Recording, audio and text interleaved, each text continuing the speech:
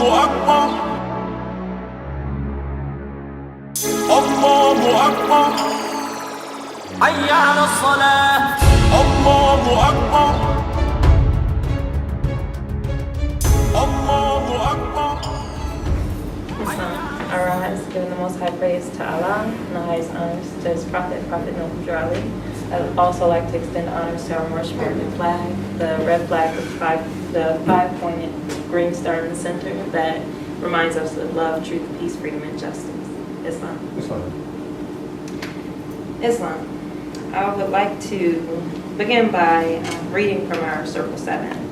And I'm going to read from chapter 42, just one or two verses from chapter 42, just to invoke some thought. And we're going to start at verse 2. It says, "Wherein art thou most weak? In that wherein thou seemest most strong, and that wherein most thou gloriest, even in the possessing of things which thou hast, in the using the good that is about thee. Art not thou desires also frail? Or knoweth that even what it is that thou wouldest wish? When thou hast obtained what thou most sought after, behold, it contenteth thee not." So what the prophet is saying here, in very old English, is basically that our desires, we want these things or we ask for something, and then once we get those things, it contents us not anymore. We don't want it anymore. So when we come into the temple, we have to ask ourselves, or when we come into any situation, whether it be a relationship, a friendship, a organization, we have to ask ourselves, why do we want this thing? Why do we want it? And our brother chairman oftentimes asks us the question, why are we here? What are we here for? What is our intent? This is a divine and national movement. And I'm also going to read from, you don't have to jump around with me, but the Moorish literature. And I'm going to read from an article, if you have your Moorish literature, Moorish Leaders' Historical Message to America. And I'm just going to read a small paragraph from there, a section of a paragraph. And this is our prophet speaking to us Moorish Americans. "In conclusion, I urge you to remember there is work enough for all to do in helping to build a better world. The problems of life are largely social and economic. In a profound sense, they are moral and spiritual." So a lot of times So a lot of times we come into something and we don't understand the work that we're called to do. When we join, I'll ask the brother here, since you've been a member of the Moorish Science Temple for quite some time, and I think our brother chairman can also attest to it, when you started your spiritual work, because it is a divine and national movement, when you started your spiritual work, was it easy? No, sister. Islam, to shake the shackles of being a Negro or black or colored or whatever we called ourselves, whatever we wanted to call ourselves, that spiritual journey. The national journey is difficult as well, but that spiritual journey, because you're fighting against yourself and no external elements, is a very, very difficult journey. And so I just want us to remember that our mission here at the Moorish Science Temple is to develop our quality of character. It's to develop our quality of character because we are friends and servants of humanity. And in order to be friends and servants of humanity, we have to have a very high character. So what is that quality of character of a Moorish American? What is our quality of character? I ask this a lot of times, I know, but it has to be ingrained in our minds. What is our quality of character? What are some things that we live by? 5 highest principles. Islam. Love, truth, peace, freedom, and justice. Islam. Praise Allah. Islam, brother, did you have something as well? He covered. 5 highest principles, Islam. Perfect answer. And I just want to read from our Moorish literature as much as I can before the chairman starts checking his watch. As much as I can about the journey that, may be ahead potential Moorish Americans that want to claim their nationality, that spiritual work that has to be done is not an easy process. And I'll start with chapter 2 in our Circle 7. Chapter 2, and I'll start at verse 10. Now in this chapter, this is Elihu speaking to Mary and Elizabeth, the mothers of our brother Jesus, our prophet Jesus, and our forerunner Joseph. Islam, when we have it, please say Islam. Islam.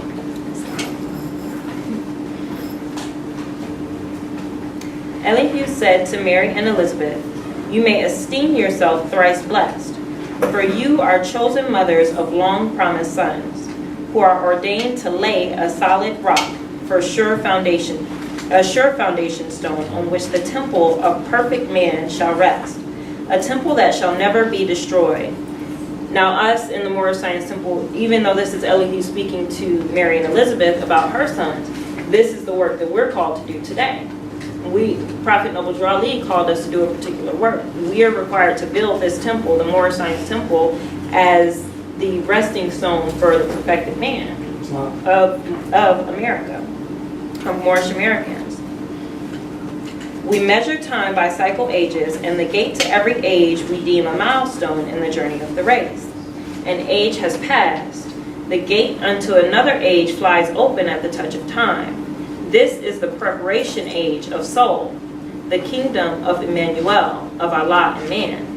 And I asked the question, reading this a few weeks back, how do we prepare our soul? In what ways do we prepare our soul? And we can find the answer in chapter 38. We don't have to go there, but that honesty is like food to our soul. So being honest with your brother or your sister, whether it may hurt their feelings, we have to put it in a particular way, but we have to be honest with our brother and our sister and with ourselves. Islam. And these your sons will be the first to tell the news and teach the gospel of goodwill to men and peace on earth. A mighty work is theirs, for carnal men want not the light. They love the dark, and when the light shines in the dark, they comprehend it not. We call these sons the revealers of the light, but they must have the light before they can reveal the light.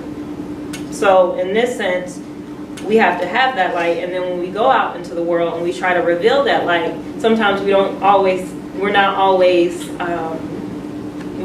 receive smiling faces when we try to reveal that light, because carnal men want not the light. So that's something that we have to learn as Moorish Americans. Everybody's not going to be accepting to not being black, to not being a Negro. So we have to understand that as well. And you must teach your sons and set their souls on fire. I'm sorry, verse 17. And you must teach your sons and set their souls on fire with, and pay attention to that word fire and anything dealing with light. And you must teach your sons and set their souls on fire with love and holy zeal, and make them conscious of their missions to the sons of men. So that we have to have a consciousness of our mission. We can't, when we say, what's your mission as a Moorish American, or what is your duty as a Moorish American, we can't stutter and say, well, I think maybe we have to know that our duty is to uplift fallen humanity, just as our prophet's duty was. Teach them that Allah and man are one, but that through carnal thoughts, words, and deeds, man tore himself away from Allah, debased himself. Teach him that the holy breath will make them one again, restoring harmony and peace. That naught can make them one but love. That Allah so loved the world that he clothed his son in flesh, that man may comprehend. The only Savior of the world is love, and Jesus, son of Mary, comes to manifest that love to men. Now love cannot manifest until its way has been prepared, and this is the difficult part.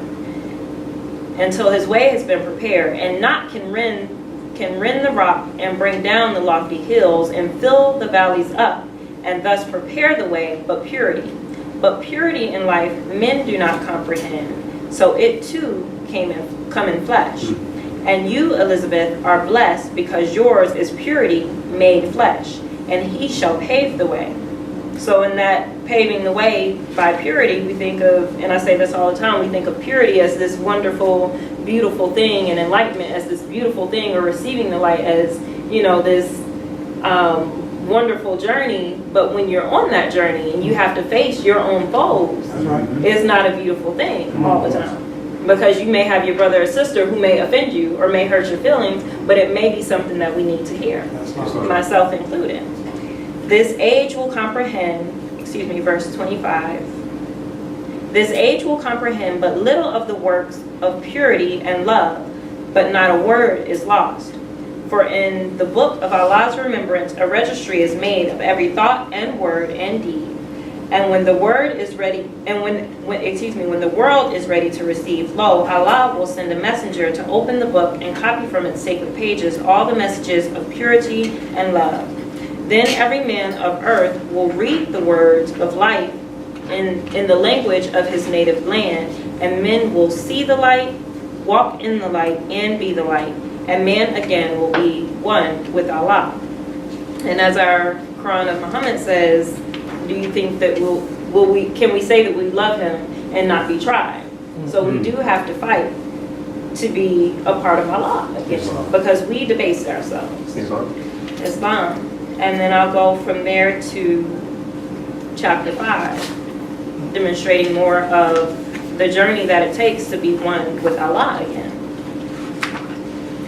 And here I'll start at verse 13, and this is our brother Jesus speaking about the tools of the workshop of the mind. And listen as he explains the actions of all of these tools that we have to use to reconstruct ourselves. Doesn't sound very peaceful. Verse 13, these tools remind me of the ones we handle in the workshop of the mind, where things are made of thought, and we build up character. That's that quality of character. We're building up our quality of character so that we can be a productive member of a society. When we come into the temple, or we come into even the American society as a whole, what do we bring into the society? Are we always looking to take? Are we always looking to receive? Are we always complaining about what somebody else didn't offer to us? Or are we the ones that are producing for our next generation and for our brothers and sisters that are amongst us now? Verse 14. We use the square to measure our lines, so we examine ourselves. We use the square to measure our lines, to straighten out the crooked places of the way, and make the corners of our conduct square. Islam. Verse 15, we use the compass to draw circles around our passions and desires to keep them in the bounds of righteousness. Right now we live in a society where I do what I want. I do what I like to do. I'm grown, I can do whatever I want to do. That's basically the society that we live in. As Moorish Americans, we understand that we have to draw circles around our passions, because if our passions violate the rights of another, then it's wrong. You're not living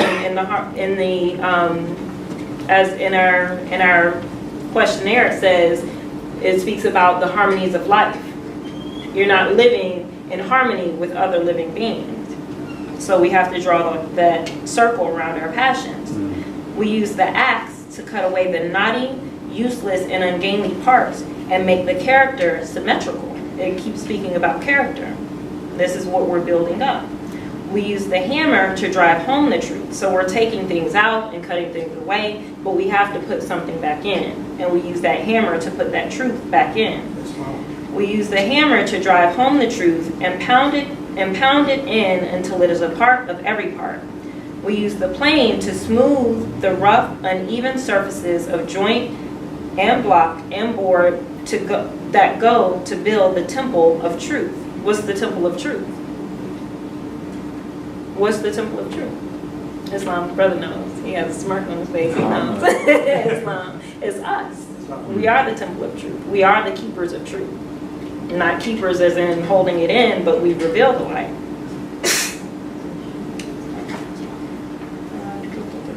Sorry, I lost my place. Okay.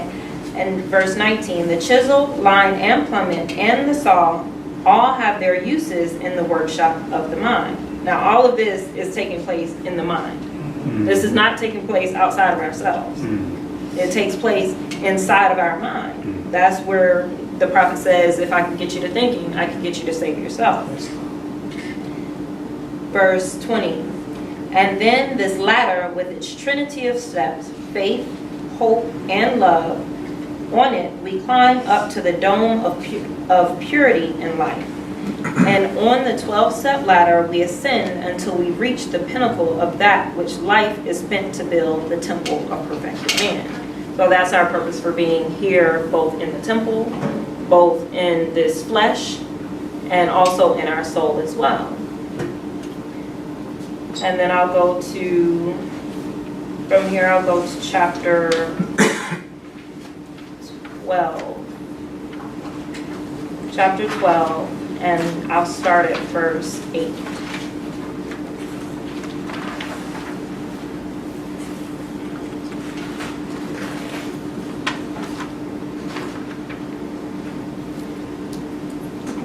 And this is, just for the sake of time, I'll start at verse 8, but this is our prophet Jesus, our brother Jesus, speaking to the toilers or the workers about heaven and happiness and how to obtain happiness. And the purpose of us being here in the temple is to obtain happiness, but not happiness just for our personal selves, but happiness as a society, happiness as a whole, as a collective. And I'm going to skip a little part just because it ties into the part before. I'll start it. Your heaven is not far away, and it is not a place of metes and bounds. It is not a country to be reached. It is a state of mind. There's that mind again. Allah never made a heaven for man. He never made a hell. We are creators, and we make our own. Now cease to seek for heaven in the sky. Just open up the windows of the hearts, and like a flood of light, there's that light again. A heaven will come and bring boundless joy. Then toil will be no more cruel task. Verse 11. The people were amazed and gathered closer to hear this strange young master speak, imploring him to tell them more about the Father God Allah and about the heaven that men can make on earth, about the boundless joy. And Jesus spoke a parable. He said, a certain man possessed a field. The soil was hard and poor. By constant toil, he could scarcely provide enough food to keep his family from want. One day, a miner who could see beneath the soil, in passing on his way, saw this poor man and his unfruitful field. He called the weary toiler, and he said, my brother, know you not that just below the surface of your barren field rich treasures lie concealed? Now how did this miner know? This miner was well experienced in mining. This miner had experience in digging beneath the ground, whereas the husbandman or the gardener only dealt with the crops. This miner could look at the ground and see that there's something beneath that. So this is a prophet to this toiler. He called the weary toiler and he said, my brother, know you not that just below the surface of your barren field rich treasures lie concealed? You plow and sow and reap in a scanty way, and day by day you tread upon a mine of gold and precious stones. This wealth lies not upon the surface of the ground, but if you will dig away the rocky soil and delve down deep into the earth, you need no longer till the soil for naught. So for us, a lot of times we don't want to do that spiritual work that it takes to bring out the best character, our highest character. We don't want to do that work. We're comfortable where we are. We're comfortable not liking our brother and not liking our sister. We're comfortable gossiping. We're comfortable, we're in our comfort zone. And we don't want to come out of our comfort zone. We don't want to dig beneath the surface and find that the mines of gold and precious stones. We're comfortable where we are. But this man, the man believed, verse 19, the man believed the miner surely knows, and I will find treasures hidden in my field or hidden in my heart. And then he dug away the rocky soil, and deep down in the earth he found a mine of gold. And Jesus said, the sons of men are toiling hard on desert plains and burning sands and rocky soils, are doing what their fathers did, not dreaming that they can do aught else. Behold, a master comes and tells them of a hidden wealth, that underneath the rocky soil of carnal things are treasures that no man can count. That in the heart the richest gems abound, that he who wills may open the door and find them all. And then the people said, make known to us the way, that we may find the wealth that lies within the heart. And Jesus opened up the way. The toilers saw another side of life, and toil became a joy. So Jesus came and spoke this parable to them to help them understand that everything lies within you.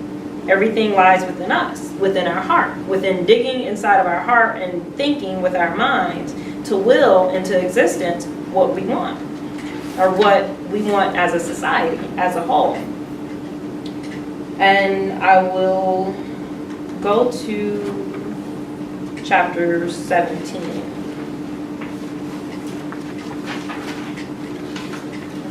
Chapter 17, verse 35.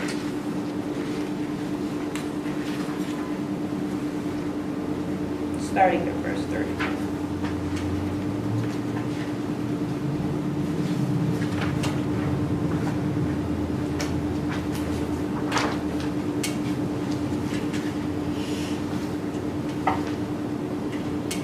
And for the sake of time, we're going to start from verse 35. And this is our prophet Jesus speaking to the masters of the temple at Heliopolis, or the temple of the sun, or the city of the sun.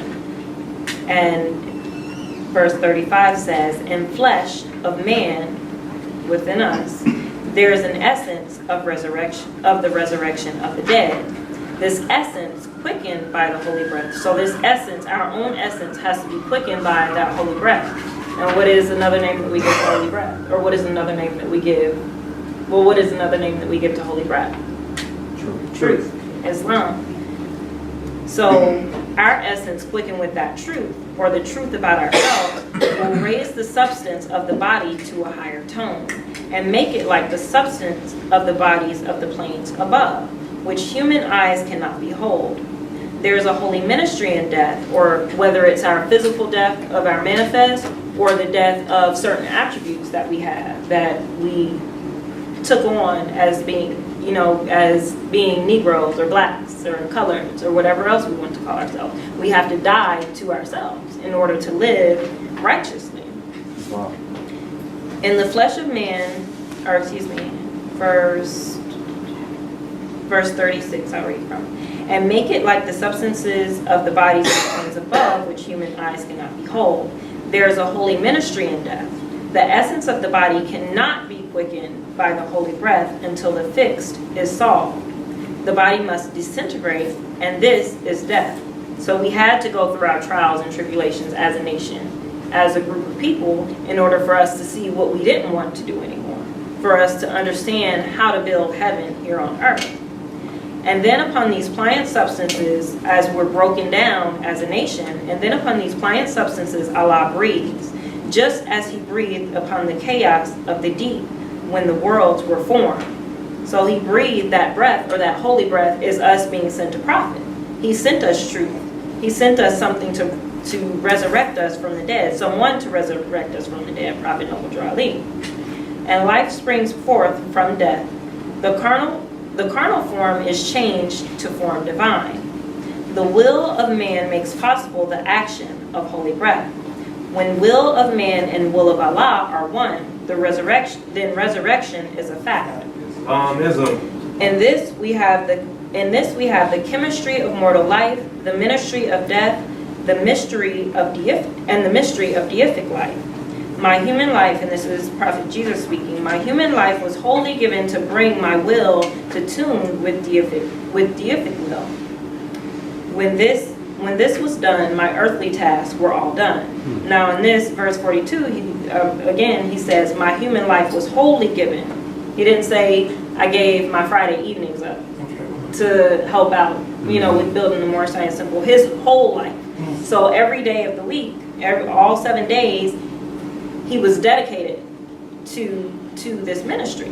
My human life was wholly given to bring my will to tune with deific will. When this was done, my earth tasks were all done. And you, my brother, know full well the foes I had to meet. You know about my victories in Gethsemane, my trials in the courts of men, my death upon the cross. You know that all my life was one great drama for the sons of men, a pattern for the sons of men. I lived to show the possibilities of man. So he didn't say I lived to be the greatest person ever or to be great on my own. He lived to show the possibility of what we could become. What I have done, all men can do, and what I am, all men shall be. The masters looked. The form upon the sacred pedestal had gone, but every temple priest and every living creature said, "Praise Allah." Now this verse here also is key, and if you were in was it Sunday school, or I think it was Sunday school, this past Sunday school, we discussed what has to be done for, now Jesus materialized. Jesus, even though he had veiled his form, materialized for these masters in this temple. So what level of purity did they have to reach for Jesus to want to come back and materialize for them?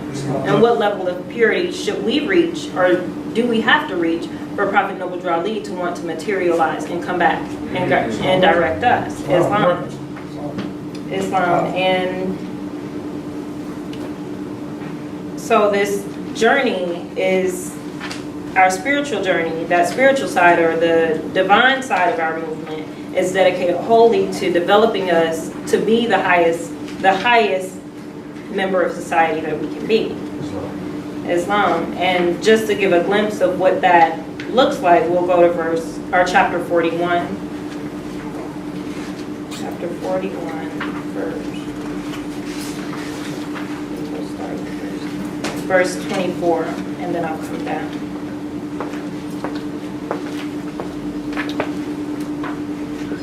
When you have it, say Islam. Islam.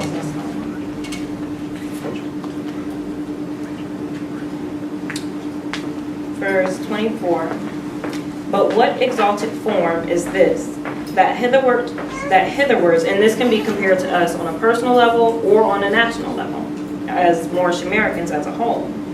But what exalted form is this, that hitherward directs its uninterrupted course, whose foot is on earth, whose head is above the clouds.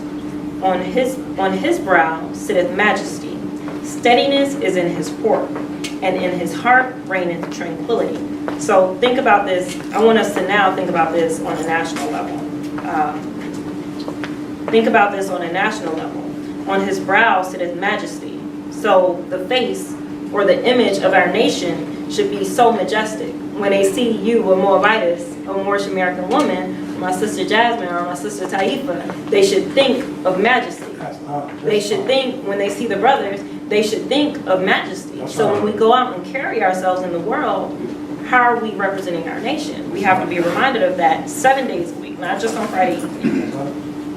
Steadiness is in his port, and in his heart reigneth tranquility. So in the core of our nation should be peace. It should be peaceful, no fear, no stressing about how are we going to pay our bills, no worrying if somebody an outside invader is going to come in and harm us because we have our holy vanguards, our holy angels. Though obstacles appear in his way, he deigneth not to look down upon them. Though heaven and earth oppose his passage, he proceeded. The mountains sink beneath his tread. The waters of the ocean are dried up under the sole of his foot. The tiger throweth herself across his way in vain. The spots of the leopard blow against him unregarded. He marcheth through the embattled legions. With his hands he putteth aside the terrors of death. Storms roar against his shoulders. but are not able to shake. The thunder bursteth over his head in vain. The lightning serveth but to show the glories of his countenance. His name is resolution. So that ability to resolve our own issues as a nation, that is true sovereignty. When we have the ability to resolve our issues, if somebody needs water, we run the water lines. If we need food, we grow the crops. That's resolution, doing for ourselves, being able to do for ourselves as a whole. He cometh from the utmost part of the earth. He seeth happiness afar off before him. His eye discovereth her temple beyond the limits of the pole. So our goal is to obtain that happiness. And we see it and we seek it out. He walketh up to it. He entereth boldly, and he remaineth there forever. Establish thy heart, O man, in that which is right. And then know the greatest of human is to be immutable or unchangeable, basically in that which is right, as it said. So our minds should be constantly thinking of that which is right. And we may have times where our minds are thinking of idle things or vain things, but it's our duty as Moorish Americans to correct that path of our mind and to focus on what's right. Allahu Akbar. Allahu Akbar. Hayya ala salah. Allahu Akbar. Islam, Sheikh Heru Rodney CL, author of the Ruth the Moabitess book. This book right here is now available. This is the most dynamic book you're going to find outside of the works of the Prophet Noble Drali that demonstrates the science of Ruth the Moabitess and the importance of nationality. Prophet Noble Drali asked and says, what was the nationality of Ruth? The answer was, Ruth was a Moabitess. Inside of this book here, we have 12 chapters breaking down history, etymology, comparative religious studies, international law, nationality, divine creed, the importance of male-female relationships, the importance of the feminine gender, covering the divine feminine, and a host of other topics. We have 9 appendixes outside the 12 chapters, which are supplementary information to support the 12 chapters, and it kind of extends the learning and truth regarding this particular topic, right? Within here as well, you have various different portraits of various different Asiatic and Muslim characters. You have Ruth in here. You have images of Naomi, images of Tamar, the wife of Judah. You have images of Nimrod, King Misha, and a host of others. And we've done this primarily to drive home the fact of how important it is of imagery. We need to see images of ourselves, because foreign ones have taken our forefathers and painted them to look like themselves, but we have to set the record straight. And this is a record that set that record straight. Within inside of each copy of Ruth the Moabitess is a copy of the Divine Constitution and Bylaws from the Prophet Noble Drali, because we have to remind ourselves of the law. So this is a complimentary copy that comes with all copies or ordered copies of Ruth the Moabitess. Don't miss out. The copies are selling fast, and you can obtain a copy of Ruth the Moabitess at www.alhambra19pub.com. That's Alhambra, A-L-H-A-M as in more, B as in boy, R-A, 19P as in prophet, U-B as in boy.com. www.alhambra19pub.com. Our Prophet Noble Drali instructed us that our mission statement is to uplift fallen humanity and to teach those things necessary to make us better citizens. And this book, Ruth the Moabitess, will help us to gain a comprehension of what that truly means. Peace and blessings and honors to all Moabitesses throughout the world. Peace.